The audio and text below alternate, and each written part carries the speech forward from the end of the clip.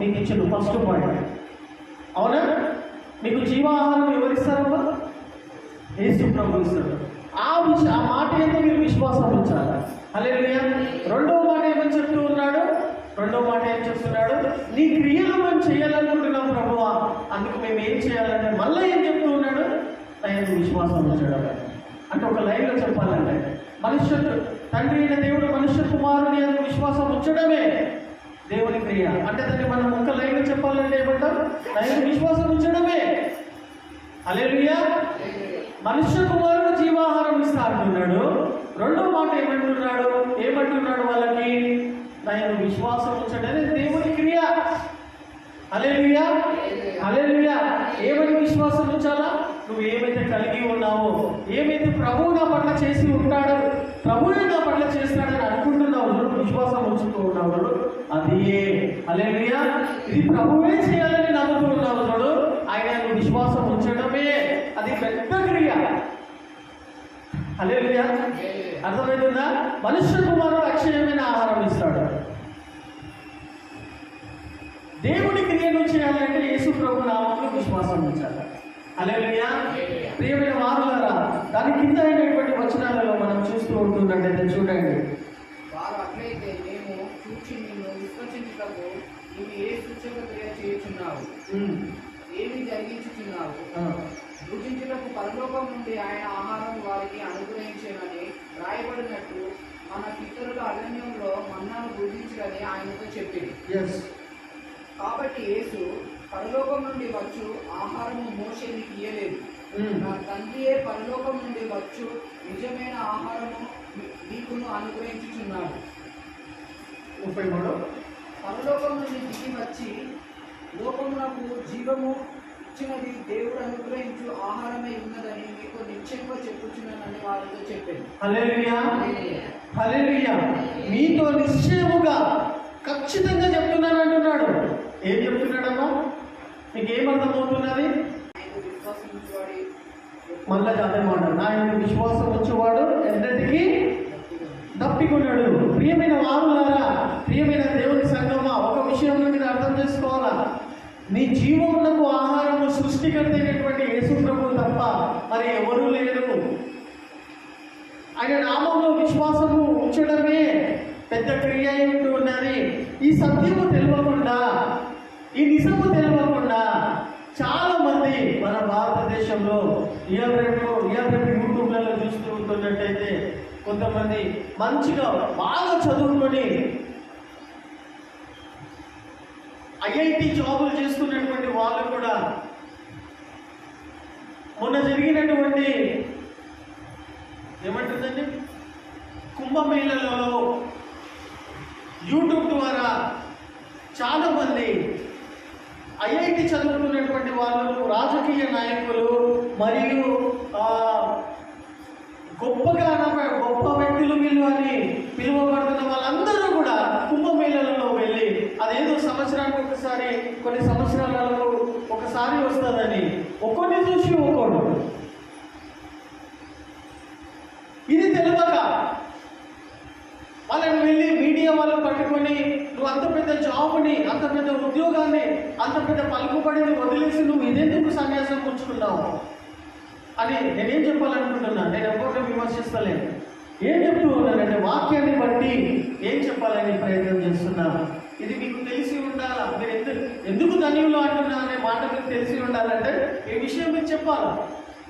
వాళ్ళని మైక్ పట్టుకొని అడుగుతూ ఉంటే మీ అన్ని వదిలేసుకొని ఎందుకు ఈ సన్యాసాన్ని పుచ్చుకొని మీరు ఈ గడ్డాలను, మీసాలను, విభూతులను ఈ విధంగా మీరు పూసుకొని తిరుగుతూ అదేమంటారు ఆ మాదక ద్రవ్యాలను స్వీకరిస్తూ అంత మంచి జీవితాన్ని వదిలేసి మీరు ఎందుకు ఈ విధంగా చెట్లు వెంబడి, గుట్టలు వెంబడి, చెరువులు వెంబడి ఎందుకు తిరుగుతున్నారంటే అందరూ కూడా ఒకటే మాట చెప్తున్నారు తెలుసా?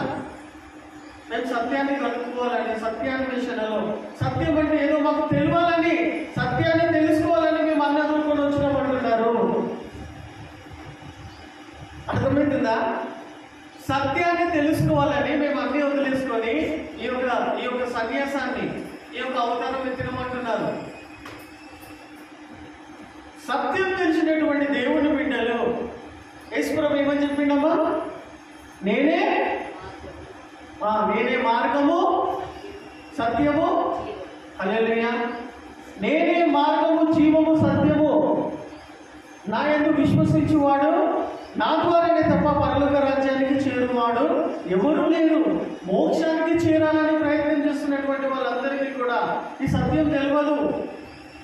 వాళ్ళని చూస్తూ ఉంటే, వాళ్ళ తెలివితేటలను, వాళ్ళ జ్ఞానాన్ని చూస్తూ ఉన్నట్టయితే వాళ్ళని మెచ్చుకోవాలా లేదు, వాళ్ళ పట్ల నాకైతే కనికరం కలుగుతుంది, బాధ అనిపిస్తున్నది.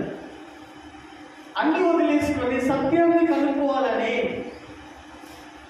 సత్యాన్ని నేను వెంబడించాలని, దీని తర్వాత నేను మోక్షానికి చేర్చబడాలని, ఈ సత్యం యేసు ప్రభు చెప్పిన మాట సత్యము వాళ్ళకు తెలియకే, కొంతమంది తెలుసుండి కూడా స్టైల్ కోసమో లేకపోతే ఏదైనా గుంపులో తిరగడం వలన లేకపోతే ఇంకో కారణం చేత ఏం చెప్తూ ఉన్నారు వాళ్ళంటే, అన్నీ వదిలేసుకొని ఏం చెప్తూ ఉన్నారంటే we are in the investigation of truth అని చెప్తున్నారు.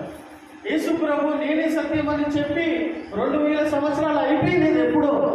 హల్లెలూయా. నేనే సత్యం అని చెప్పిండు ఆయన. ఆ సత్యాన్ని కనుక్కోవడానికి వీళ్ళందరూ మీ దగ్గర తిరుగుతూ ఉన్నారు. కాబట్టి ప్రియమైన వారులారా, ఇక్కడ ఏమని చెప్తూ ఉన్నారు? యూదులు ఏమని చెప్తూ ఉన్నారు?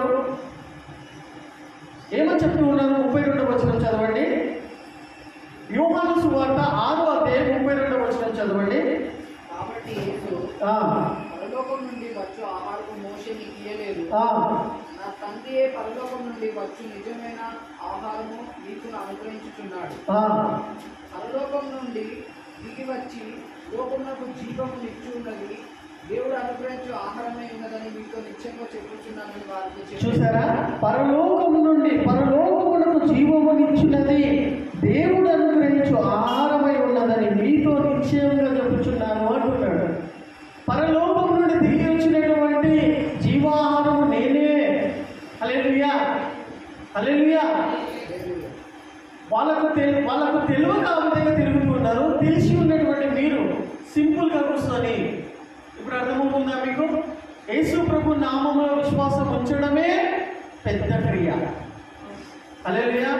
ఏమో చేయాల్సిన అవసరం లేదు, ఏమో రూపుకోవాల్సిన అవసరం లేదు, ఏమో త్యాగాలు. మీరు ఎందుకు ఇట్లా తిరుగుతున్నారు అన్నది తెలుసుకున్నానంటే we're in search of truth అంటున్నారు.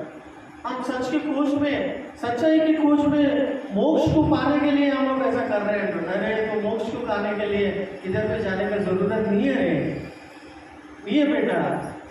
तो मोक्ष को पाना बोले तो जब సత్యం తెలుసుకోవాలంటే పరలోకం నుండి దిగి వచ్చిన జీవాహారం నేనే అని యేసు ప్రభువు వారు ఎప్పుడో చెప్పినారు. 2000 సంవత్సరాలు అయిపోతుంది. ఈ సత్యము నీ చెవులలో ఎప్పటి వరకు పడలేదా?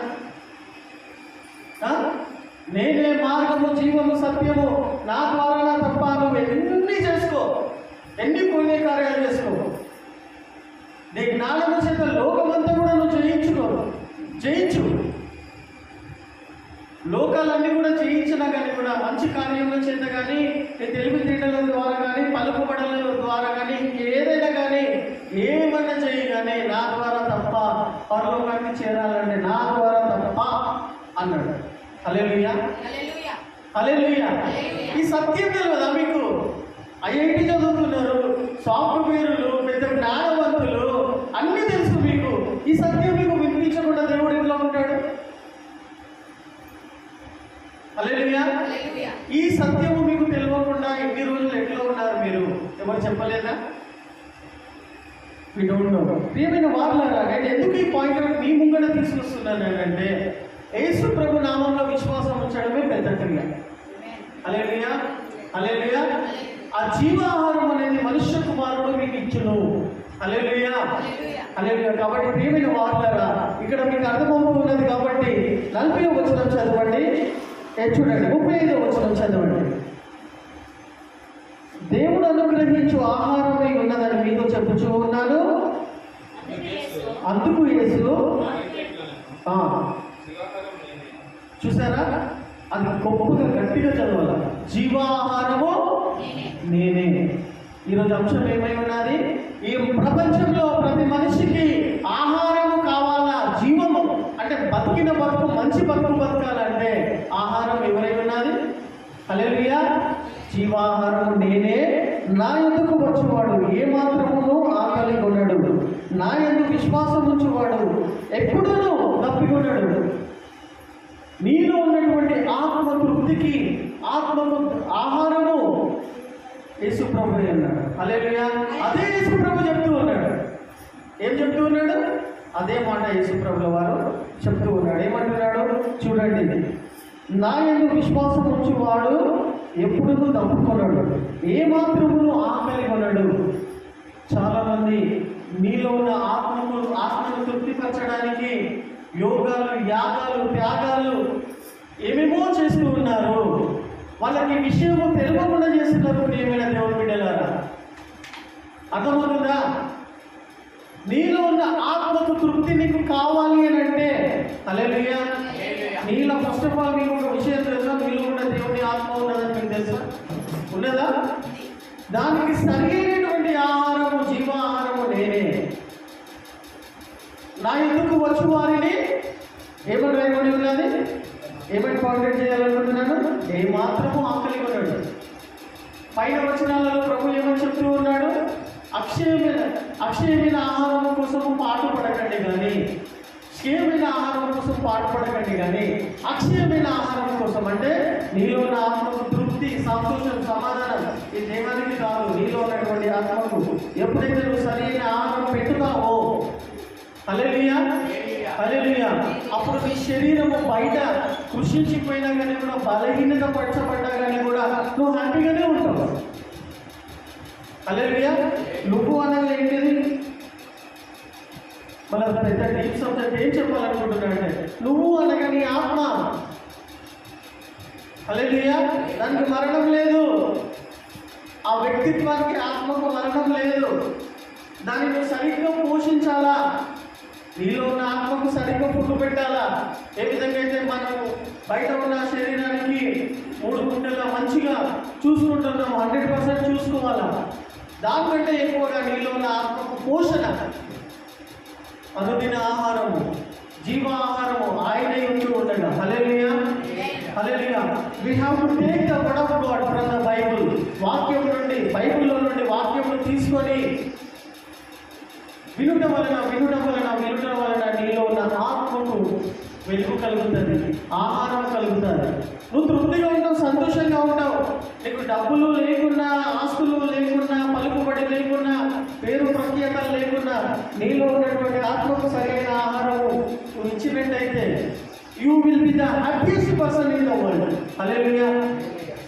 మీ అంత గొప్ప భాగ్యవంతుడు ఎవడు అనిపించుకోడు. ఎప్పుడైనా ఇందులో ఎక్స్పీరియన్స్ చేసి ఉన్నారా మీరు? మీ ఆత్మకు ఎప్పుడైనా సరైన విధంగా పోషించారా మీరు?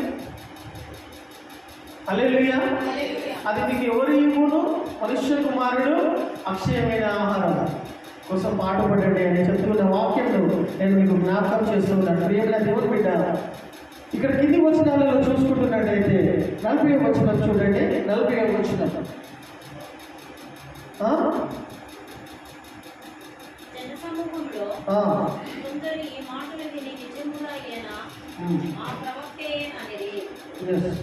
మరికొందరు ఈయన క్రీస్తు అనేది, మరికొందరు ఏమి క్రీస్తు గలిలయలో నుండి వచ్చిన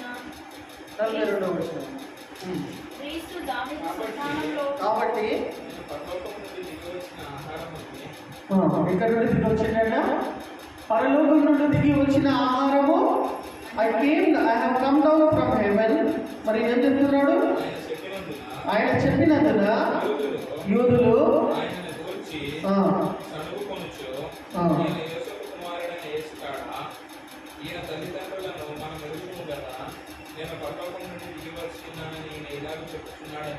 చూడండి, ప్రియమైన వాళ్ళ 45వ వచనం, వారందరూ దేవుని చేత బోధించబడుదురని ప్రవక్తల లేఖనములలో వ్రాయబడి ఉన్నది కనుక తండ్రి వలన విని నేర్చుకుని ప్రతి వాడును నా యొద్దకు వచ్చును. Hallelujah. Those who are in search of God, సృష్టికర్తను అన్వేషణలో ఉండాలనుకుంటున్నటువంటి వాళ్ళందరికీ, దేవుని తెలుసుకోవాలని ఆశపడుతున్నటువంటి, సృష్టికర్తను తెలుసుకోవాలని ఆశపడుతున్న వాళ్ళందరికీ కూడా యేసు ప్రభుల వారు చెప్తున్న మాట. హల్లెలూయా హల్లెలూయా. తెలిసి తెలియక తిరుగుతూ ఉంటున్నటువంటి దేవుణ్ణి కనుక్కోవాలా అనేటువంటి ప్రయాసపడుతున్నటువంటి వాళ్ళందరికీ కూడా ఏమని రాయబడి ఉన్నదని చూడండి. వారందరూ దేవుని చేత బోధించబడుదురు హల్లెలూయా అని ప్రవక్తల లేఖనంలో రాయబడి ఉన్నది కనుక తండ్రి వలనే నేర్చుకున్న అంటే ప్రతి ఒక్క లేఖనము, ప్రతి ఒక్క దేవుని వాక్యము హల్లెలూయా నువ్వు వినాలా. నీకు లేఖనాలు తెలిసి ఉన్నప్పుడే నువ్వు ఆకర్షించబడతావు, నువ్వు తండ్రిని నమ్ముకొని ఉంటావు. నీకు అసలు ప్యూర్ వర్డ్ ఆఫ్ గాడ్ అనేది విషయమే తెలియనప్పుడు నువ్వు దేవుడిని ఎట్లా నమ్ముకుంటావు? This is the pure word of God from God అని అర్థమైనప్పుడు ప్రియమైన వారులారా, నువ్వు ఏదో త్యాగాలు చేయాల్సినటువంటి లేదు, ఏదో వ్రతాలు చేయాల్సినటువంటి అవసరం లేదు. లేఖనాలు చదువుకొని దేవుని చేత నేను బోధించబడుతున్నానని ఆ లేఖనాలు చదువుకుంటే చాలు. You will be attached with the word of God హల్లెలూయా. దేవుని వాక్యం చేత నువ్వు పోషించబడతామని ఈ వాక్యం ద్వారా నేను మీకు తెలియజేస్తున్నాను. ప్రియమైన వాళ్ళ చూడండి, చదువుతున్నట్టయితే దేవుని యొద్ద నుండి వచ్చేవాడు తప్ప మరి ఎవడును తండ్రి యొద్ద చూచి ఉండలేడు, ఈయన తండ్రిని చూచి ఉన్నాడు. విశ్వసించువాడే నిత్య జీవము గలవాడు. జీవాహారము నేనే. మీ పితరులు అరణ్యంలో మన్నాను తిరిగినను చనిపోయింది, కానీ దీనిని తినువాడు చావకుండానట్లు పరలోకము నుండి దిగి వచ్చిన ఆహారము నేనే. హల్లెలూయా. ప్రియమైన వారులారా, క్రీస్తు పూర్వము మన్నా కురిసినటువంటి మీరందరూ, మీ పితరులు అందరూ కూడా దేవుడిచ్చిన మన్నాను తిరిగినటువంటి వాళ్ళందరూ కూడా చనిపోయినారు అంటుండే ప్రభు. మన్నాను భుజించినటువంటి వాళ్ళందరూ కూడా ఆల్ పీపుల్ వాజ్ డైడ్, అందరూ చనిపోయినారు, కానీ నేనిచ్చే ఆహారం తినువాడు. హల్లెలూయా హల్లెలూయా. యేసు ప్రభు స్వయంగా చెప్తూ ఉన్నాడా లేదా? నేనేమన్నా కలిపి చెప్తున్నానా? దీనిని తినువాడు చావకుండానట్లు పరలోకము నుండి దిగి వచ్చిన ఆహారము ఇదే. పరలోకము నుండి దిగి వచ్చిన జీవాహారము నేనే. హల్లెలూయా.